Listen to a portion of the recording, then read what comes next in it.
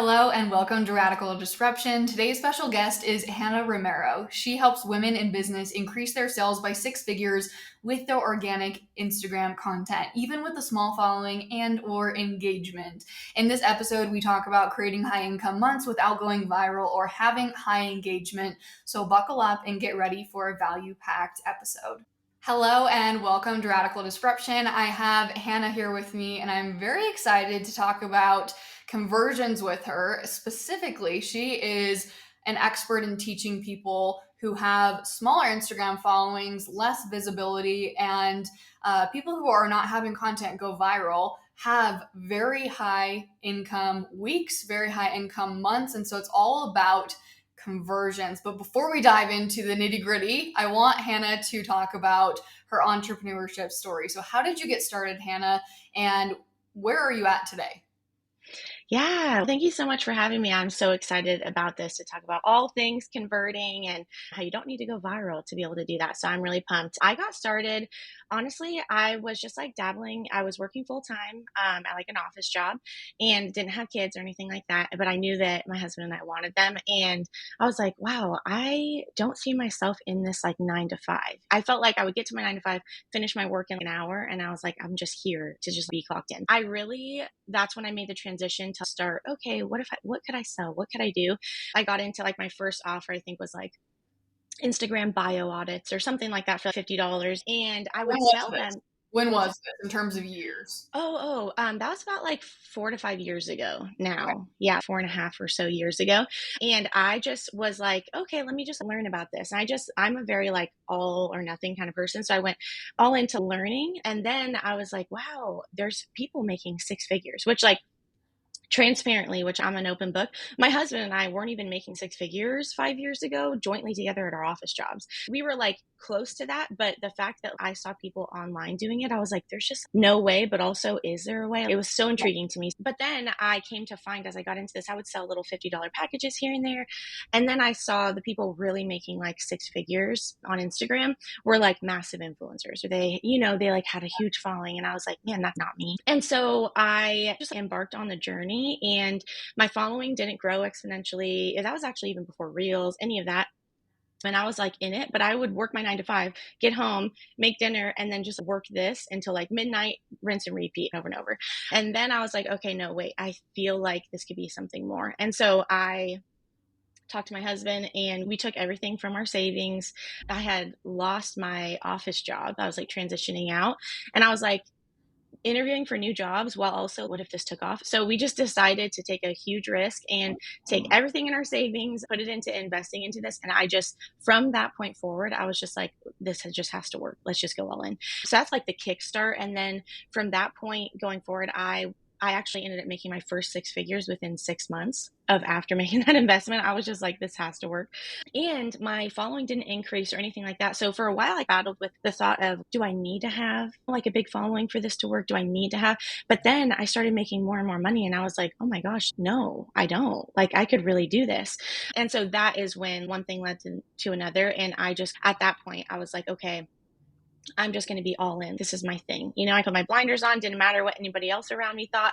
And I was like, I'm just going to do this. So I started really investing into learning Instagram, studying Instagram, marketing, sales, all of those things. And I actually came to find a lot of things that I didn't really love about like funnels or sales and things like that. And I was like, I wonder if there's a way you can do this, but very like authentically. So yeah, I embarked on a journey, and it took years to really, and so much money, over $100,000 for sure, in just putting into studying, research, furthering my education with all of this, and then just like testing everything. And then, yeah, fast forward to now, I am now making multiple six figures a year just from my Instagram and like my funnels that are connected to my Instagram.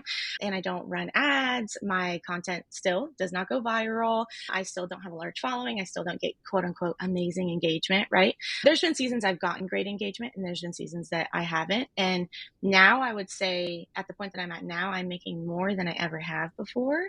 But I have the lowest engagement I've ever had. So it just goes to show that like through the whole journey, it's been a process of, no, I'm like on a mission to prove that like you don't actually have this. It's not required. Your sales aren't at the mercy of the algorithm. And yeah, it was a lot, but it was a lot of fun too. A lot of risk. involved, but it paid off to just go all in on it and to really master like Instagram marketing and what that really looks like. So now I've had the honor of working with over 2,000 different business owners and helping them scale and make money on Instagram. It's so much fun, but that's how I got started. I love that. Can I go back and ask? I have two questions that come to my mind.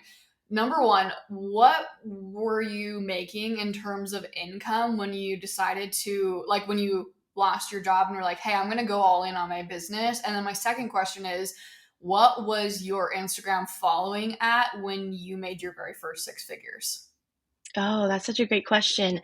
So I was right under 10,000 followers, I think, because I remember hitting 10,000 followers and it being like a big deal. So that was right around there. And then how much I was making, I was literally making $20 an hour at like my 9 to 5 job. $20 an hour. So for a long time, my husband still sometimes does this, but which is like so fun. But he would be like, Hannah, you just made like whatever, $2,000. And that was like this many hours in your 9 to 5. Like he would just, that's how you calculate it, which is super cool. But yeah, $20 an hour. What were you making in like your entrepreneur business when you stepped away from your job? Literally like $50 here and there. I like little to nothing. I went all in on this in hopes that it would work.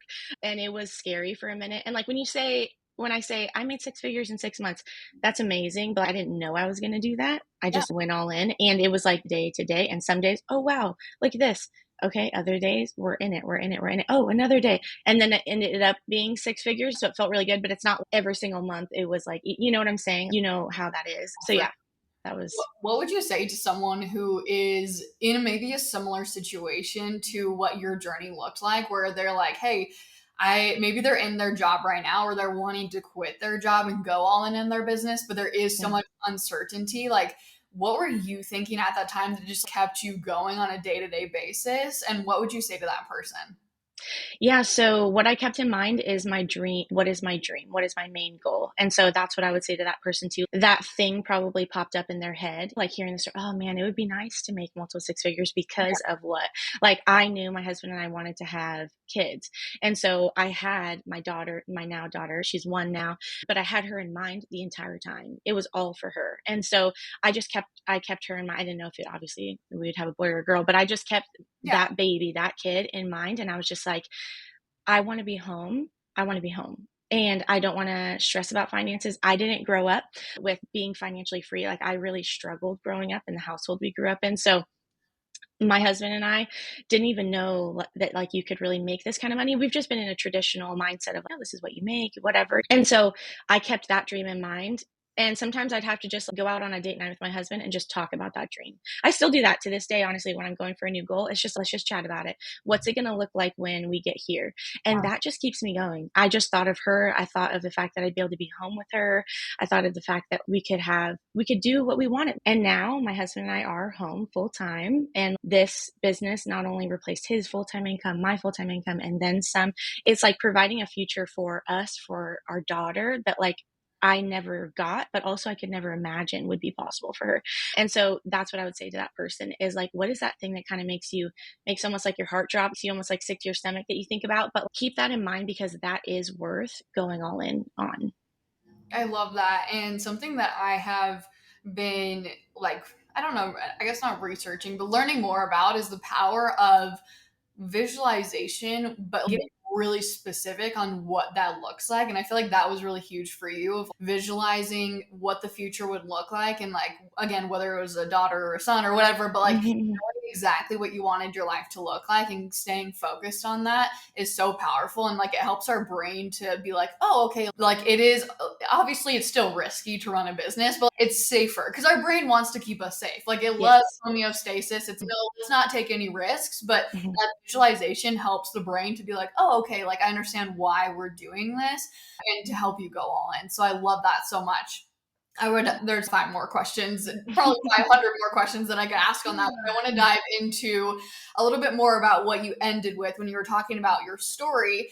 And you also talk a lot about this on Instagram where you don't need a highly engaged audience. You don't need viral content to create these really high income months.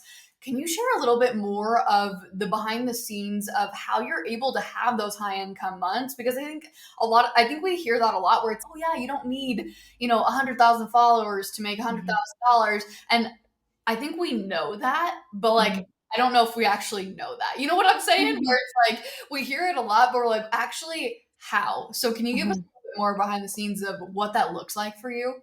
Yeah, definitely. I love that because I always talk about there's a lot of things that I feel like people don't always just share. I feel like almost all successful people that I've been in rooms with and seen, even people making millions, tens of millions, hundreds of millions of dollars, they all have automated systems going on in the background. Like they all have a funnel in place. They all have, and that's what I really focus on and what makes it possible. I don't have to depend on, okay, the content I post today like is to make me sales today. It can make me sales today and for a month. But the cool thing about that is that I know that any content I put out gets people into a high converting funnel.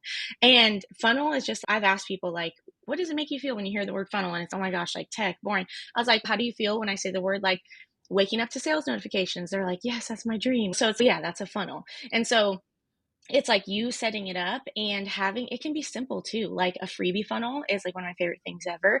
And that is a very simple thing to set up. It's like an email sequence and a freebie. And that can be so highly converting for your business. And so what I do is I use those funnels and I just attach it to my Instagram content. I get people that will comment. Anybody who does comment and enter into my funnel, I know that it's my funnel is high converting. And so that's why I don't need thousands of comments on a reel because I know that the people that come in generally do convert that it's like a high conversion rate. And so that's how pulling back the curtain, that's what's going on behind the scenes is like whether it's on stories, whether it's on reels, it's like you are able to serve and sell to people all in one. It's all the same. Serving is selling. And you can do that through these automated funnels. And so when you're giving somebody these quick wins and these like results and selling to them to take the next step, like that is what I've seen works the best. And so that's what's really going on behind the scenes is just like people get into those things and then they're like, yeah, I want to take the next step, because they're getting results from that.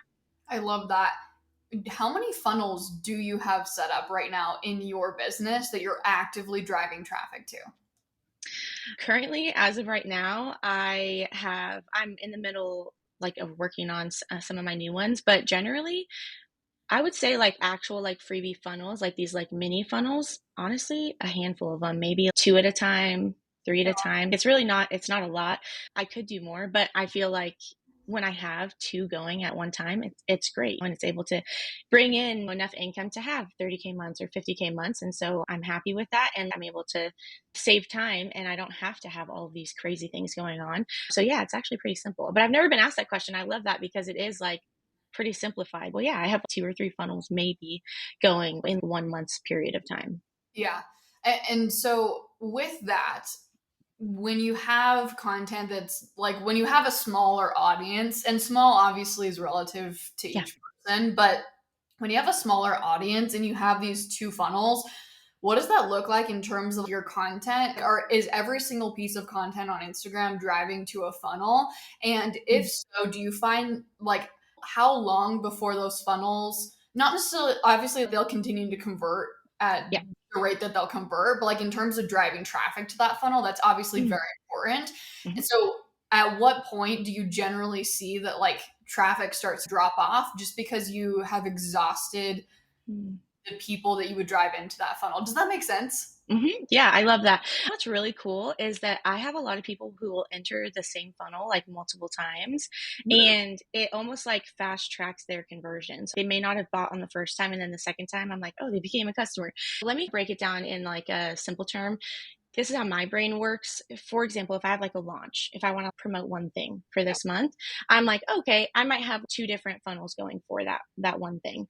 And I'm not going to just be like comment this one word for that funnel every single time. I'm just going to switch up my keywords, but it all leads to the same two funnels. Does Okay. that make sense? And so people are commenting different keywords and they're getting in at different times because sometimes people will download a freebie but not dive into the freebie. And then they're reminded and they're like, oh, wait, yeah, I did want that. And so sometimes I'll keep the same funnel, but I'll put like a different freebie in front of it.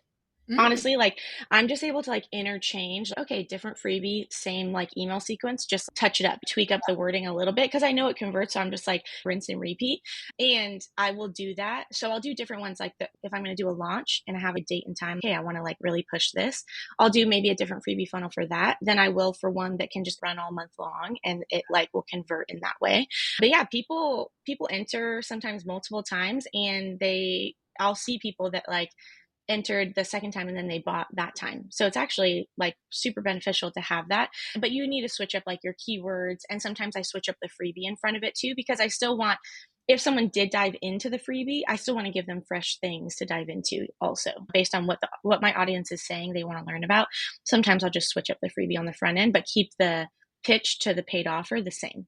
Okay, and the people that you notice that are joining multiple times, did they join again because it was the different freebie in the front?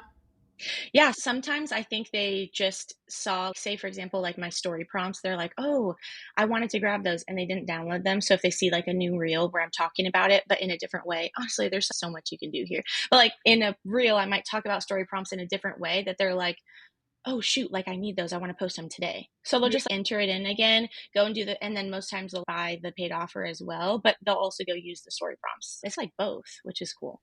yeah, I love that.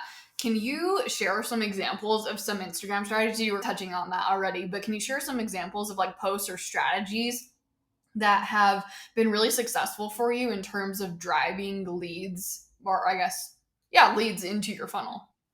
Yeah, a cool example is I did a reel, and let me preface this by saying I think the reel got like 3,000 views. So it didn't pop off by any means, but did it get, I think, a couple hundred comments, or at least like 100 something comments. Anyways, it was like taking off in the sense of people were like, oh, I need this freebie.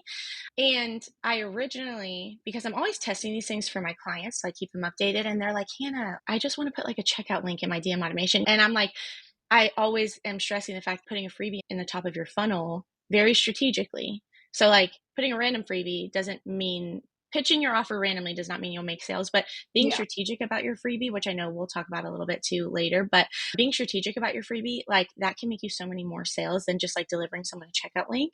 And so anyways, this like reel started to take off, but it did have a checkout link. And I think it was even like a free promo checkout link, but just the fact that it was a checkout link, I saw all of these comments coming in, all of these people, and I saw like maybe two sales come in.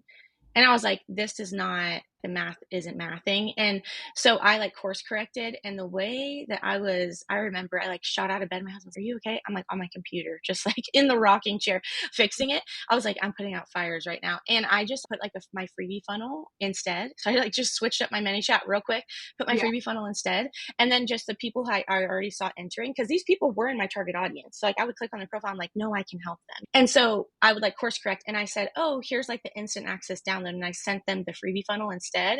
And then I switched up the ManyChat on the reel because it was gaining traction. Yeah. And the way that my phone was blowing up, like it was like email lead, email sale. I think I made like 20 sales just from that morning and got 200 email subscribers just from that one reel that had 3,000 views.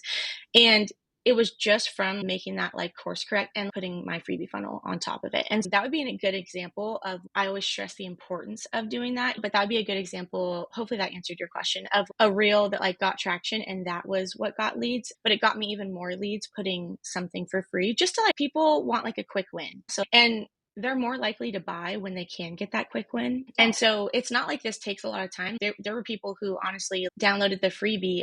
Saw their like email come in, and then within 2 minutes, they like bought the next offer. It doesn't have to be like a long game thing when you put funnels on your content. I love that. So just to recap, to make sure that I'm following, Yeah. your post was originally linking directly into an offer, but then Mhm. you realized that wasn't converting, so you added in the freebie funnel, and then Mhm. that started to convert. Is that correct? Yep. Yeah. It made me way more sales, and I got people's email addresses versus the two sales I made. Yeah, I got their two emails and they like made a purchase, but like I got 20 purchases when I just switched it to the freebie funnel. I okay. I'm like, okay, there's a bunch of things I want to talk about here. One thing at a time. I'm like so excited. First off, you talked about freebies and having a high converting freebie and how that freebie, I'm assuming you mean it needs to relate to the offer that you're selling. Can you talk a Yes. little bit more about best practices for creating a freebie that will naturally lead prospects into your sales funnel? Yeah, that's such a great question because it really does matter so much. And I get that question a lot. Okay, what kind of freebie? You can honestly reverse engineer your freebie based on what your paid offer is. For example, I have a 5-day challenge. And in that 5-day challenge, I talk about like selling on stories and like how I've made 6 figures on stories. I know there's so much more in that challenge, like so much more, but I know that one of the number one reasons people sign up for the challenge is because they want to learn about stories. That's like what I hear all the time. So I took what the top thing, okay, I know you want to make sales on stories. You need all these other components, but I know this is like what you want. And so I reverse engineered a freebie that actually like complements the challenge too. It can actually prep you. Like you should post these it's like story prompts, post these story prompts before the challenge, because then I can help you, whoever tapped on those polls, I can actually help you convert those people that tapped on the polls in the challenge. Cause there's like a coaching option in the challenge. Yeah. And so I just reverse engineered it. Like, okay, perfect. This goes hand in hand. So I pulled that one, it's only one day of the challenge I talk about, or that I dive in deep into the story strategy. And so I was like, okay, I'm going to create like story prompts that are just like easy. They can post them right away. And it's like specific questions that they can ask their audience so that they can get a customer today, so that they can get like interested leads today. And I pulled that and I was like, okay, I'm going to make this into a freebie. And so now that is the freebie. And then it leads into the challenge. So it's like they seamlessly want more because they complement each other. And what I know is once they get into the challenge, they're going to learn about how to master their messaging and so many other things that can make them so much more money than just even on stories.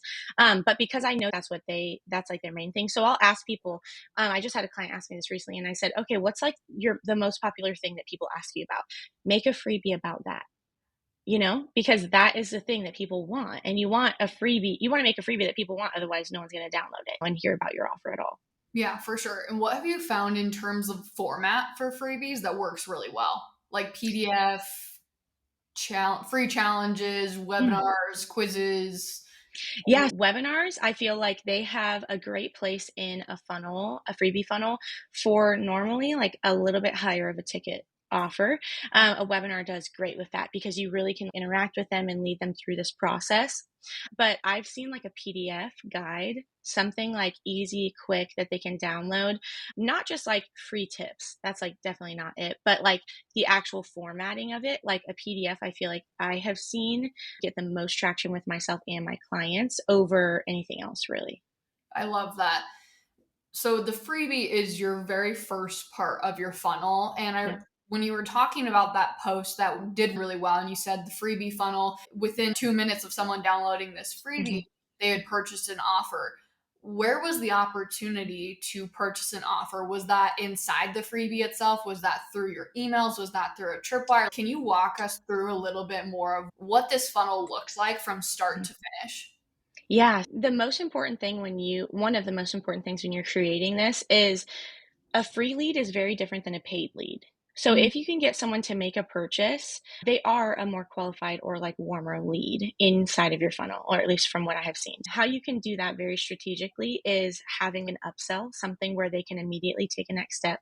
And there's like a whole process to that. But if you do anything, make sure you do that in this process. So it's like having that immediately. And then inside of the freebie, this is very important. Having a qualifying statement inside of your freebie about your paid offer has made a world of a difference for me and my clients. What that looks like is you're qualifying them. So you're saying to them inside of the freebie something along, instead of just like pitching your offer, you're saying something along the lines of, if you are like, mine will be something like, if you are a business owner who wants to scale to 20K months, this is like the next step or something like that. I'll say, I would like to invite you into here. And I give them some kind of, because they download the freebie, they get some kind of fast action bonus. yeah. And so they get that there inside of the freebie. You should be talking and making like, you should be exceeding your offer throughout the freebie anyways, but have that qualifying statement to lead into the pitch. And then in your email follow-up, absolutely. Like whatever your bonus is that you're going to give them, that is in like even a small 3-part, 6-part has been like the sweet spot for me, email sequence. And you are going to you're going to reiterate that same bonus inside of your email sequence as well. This is another side of it. But if you also add into your DM automation, follow up and DM automation with smart delays and things like that to even make sure they download your freebie, you'll make so much money from that. I love that. When you say 6 part versus 3 part, I know that you use terminology like a mini funnel and then you have a funnel. Would you say a mini funnel is like a 3 part email series, or how do you define the difference between the two? Yeah, so I would say a mini funnel is anywhere from 3 to 6 emails that follow up with some DM automation follow up too. A master funnel is more so something where like people are getting into that, and that you can build out for 9 months in advance and a year in advance. That's something where it's like you can tweak it according to certain offer like time frames that are switching up. But other than that, it's like consistently serving and selling for you and just warming up your audience. And that would be like a master funnel. Number one, most important is to have those like mini funnels. When would you recommend using the master funnel versus the mini funnel? What is their purpose? Obviously, like you were saying, the master funnel is more of long-term nurturing, but what is that strategy in terms of how do you know what funnel to drive traffic to? Yeah, so I drive traffic to mini funnels. That's always like top. If you look at like the funnel, it's always like the top. They go through that process before being in any kind of master funnel. But also, I want to stress the fact that you don't necessarily, like, you could go and make a mini funnel today and you don't have to have a master funnel to lead them into after. Mhm. Like, you don't. You can like warm your audience truly whenever you want. I've had my master funnel like on pause, honestly, for a minute, for a while, and just focused on my mini funnels. And that has been what has converted so well. So, yes, the master funnel, that's the long game, and you should put people in there, which all my subscribers will be put into there. But yeah, that's like the time frame.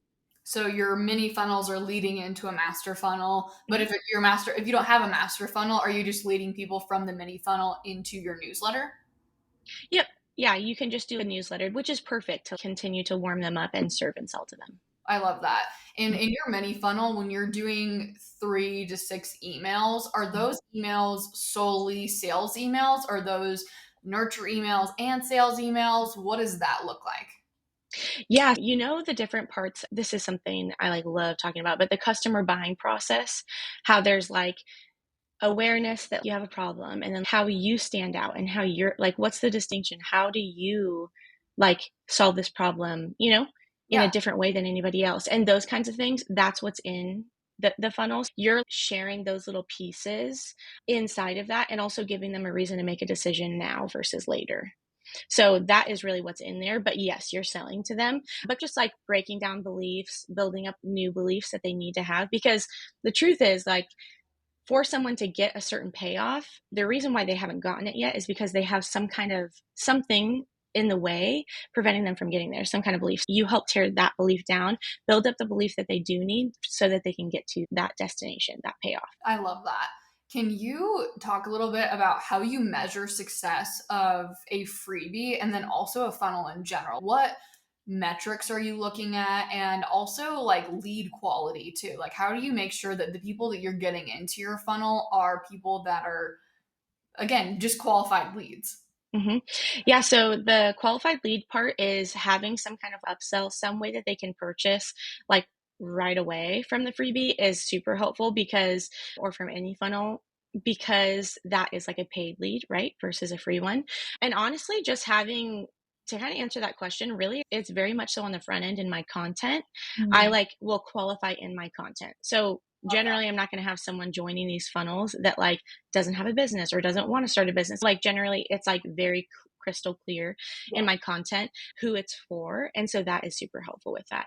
And then how I measure like metrics with it is honestly, I see like how many people signed up for it, like how many leads came into the funnel, how many purchases came into the funnel. Honestly, if you can get even a 10% conversion rate, you are like super solid. And it doesn't actually take that many leads for you to make sales on that, which is really good news. That's why you can do it without having a ton of comments. But yeah, that's how I measure the metrics, is also how many people actually went into the freebie.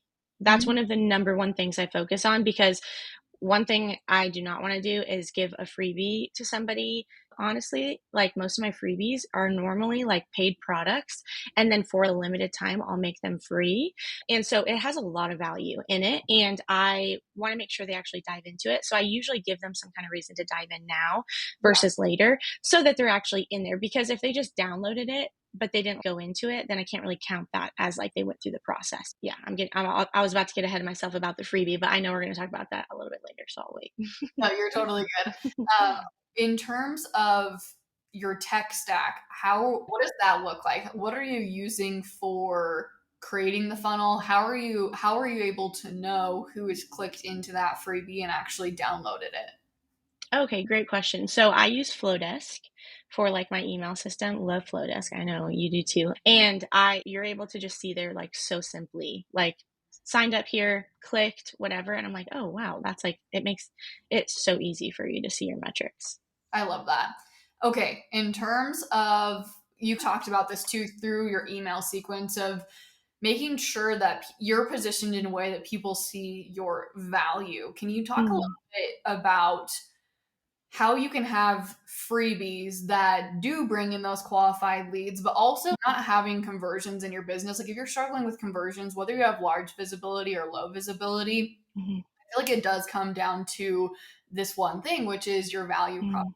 Can you explain a little bit about what a value proposition is and why it's so important to know for your overall business in general, but specifically for these funnels and your freebie? Oh my goodness, yes. So value proposition is, like you said, it's everything when it comes to making, if you want to make your offer irresistible, like every single person, like I always say this. So like anybody who's listening, there are sales to be made for you, for your business right now on Instagram. Your target audience, your people are trying to find you. I always say I took my daughter to the beach for the first time this summer. What did I look up? Like beach essentials for a toddler, what I'm looking to buy. You know what I'm saying? Like people want their problems solved and people pay to get their problem solved. You can solve someone's problem, which means you can absolutely be paid for that. And so when you think about your offer, and you want to position it in an irresistible way, it's the way that someone perceives the value of your offer. So I give this example. If I like saying to you, okay, I have a 60K coaching offer, that's like my highest touch coaching offer, that will make somebody be like, oh my gosh. At first, there might be a camp that says, whoa, $60,000. Where would I find $60,000? How Yeah. could I invest into that? Wow, that's a lot, whatever. Someone could say that's expensive. Another person could be like, I want to know more. There might be some value in that kind of thing. But then if I was like, hey, that dream house that you've been like searching on Zillow, like you can have it today for $60,000. You would be like running to the bank. You'd ask friends and family if you could borrow money. You'd be like, this, I need this house. Like what a steal. Like I need it. And you would do whatever it takes to go and get that house. The only difference in that is value proposition. That's it. Mm, It's how does someone perceive the value of your offer? Are they looking at it as something that's like non-essential? There was like a $400 blender that my mother-in-law got for free on Facebook. Now, to the person who was giving it away for free, it was never used, perfect condition. It was like a smoothie maker or something. For her, what was more valuable to her was to have more space in her kitchen. This blender actually meant $0 to her. That it was not of value. So if you're going to pitch to her, you can make the best smoothies, blah, blah, blah. Get the smoothie maker out of my house. That's all she wants. Versus my mother-in-law, she's been wanting to make smoothies every day. She has her recipes down. She's got everything prepped. She's been on the hunt for the smoothie maker. And now it's free. Do you know what I'm saying? She's, oh my gosh, that's worth so much value. She was like, oh my gosh, it's normally $400, whatever. That's like huge for her. It's just the way it, one person valued it at zero, one person valued it at that. You know what I'm saying? So it's like, that is value proposition. How can you position your offer, what you sell, as irresistible to somebody else? And it is the way that they're going to perceive the value of the payoff that you can offer them inside your offer. I love that. What are some common mistakes that you see people make when it comes to their value proposition? Yeah. So definitely using terminology that would go against someone buying from you. And this seems so simple, but I see it all the time. Someone will be like, I know it's expensive. I know, like, I have this offer and I know, listen, I know it's a lot to invest, but, and I'm like, you just agreed with the thought that was in their head. Like, instead, you could switch up the value and show them, hey, what's possible for you when you get inside is actually making whatever, $10,000 months, whatever. Like, that's actually not expensive. That's just what they need to do to get to the next place. Do you know what I'm saying?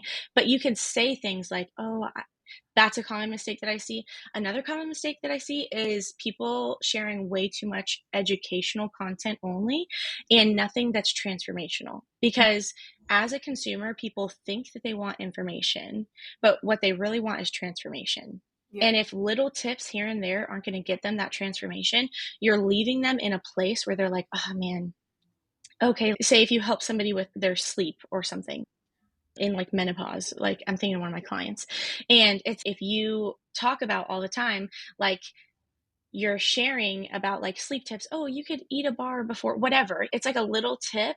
And they're like, this isn't going to solve my problem. This is not going to get me transformation. And so when you over educate, it actually pulls people away from purchasing because like the buying process, people buy with the emotional part of their brain. And so if you're evoking a negative emotion, like they're overwhelmed, way too much information, this is going to be hard, this is going to be expensive. If you're giving off that feeling to them, that is the emotion that they're going to make their buying decision with, which is going to be a no. And so I always say this, like oftentimes, yes, there's sales to be made right now. And maybe the reason why people aren't like buying from you right now as much as you want them to is because they have made a buying decision, but it was based on a negative emotion that they had through your process. And so those are like the common mistakes I normally see with value proposition. That was so good. What would you say to someone who's, I have no idea what my value proposition is? How do I even go about finding that? What would you say for that person in terms of where to start their journey?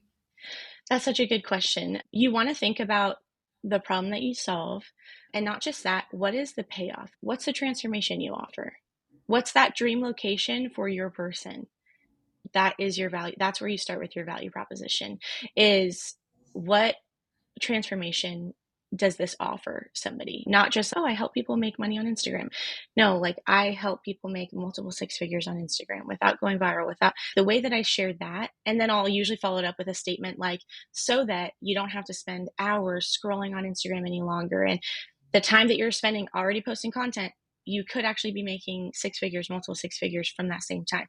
Saying those types of things makes it like, oh, I can have that transformation. It's a way that they perceive that value instead of just, I can help you make money on Instagram. They're like, okay, cool.